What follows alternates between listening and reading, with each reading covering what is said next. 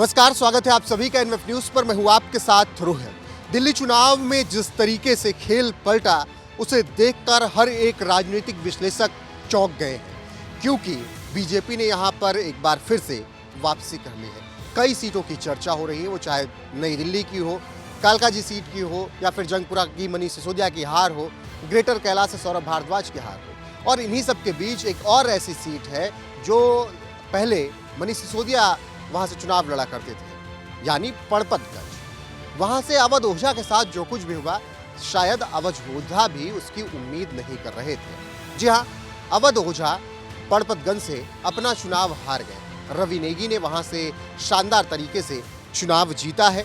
और क्या कुछ वहां पर हुआ आपको बता देते हैं। 13 राउंड की काउंटिंग हुई। रविंद्र सिंह नेगी जो कि बीजेपी से चुनाव लड़ रहे थे, 74,060 वोट हासिल करते हैं। अवध ओझा को मिलता है 45,988 वोट, यानी 28,072 वोटों से अवध ओझा चुनाव हारते हैं। और आईएनसी मतलब कांग्रेस के अनिल कुमार को 16,549 वोट मिलते हैं। वो भी एक महत्वपूर्ण भूमिका निभाते हैं वोट काटने में और आम आदमी पार्टी की मुश्किलें बढ़ाने में। तो कुल मिलाकर अवध ओझा पड़पतगंज से अपना चुनाव हार गए।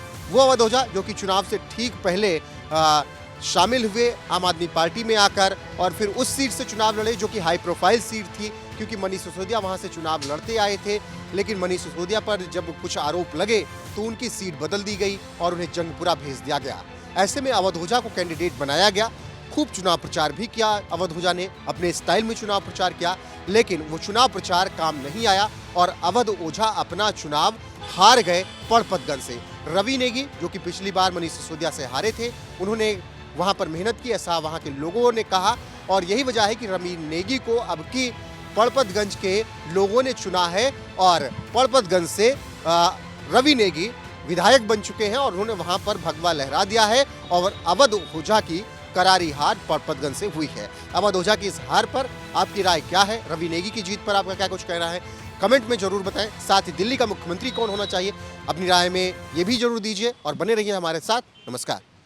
ये मेरी जीत है, माननीय प्रधानमंत्री नरेंद्र मोदी जी की जीत है और कहीं ना कहीं उनका बहुत आशीर्वाद रहा दिल्ली के सभी कैंडिडेटों में। जिस प्रकार उन्होंने रैली करी, जिस प्रकार दिल्ली के लोगों को उन्होंने समझाया, बताया उन्होंने कि आपदा को हटाना जरूरी है दिल्ली में, तो उसकी वजह से आज दिल्ली में हम लोग जीत के आए।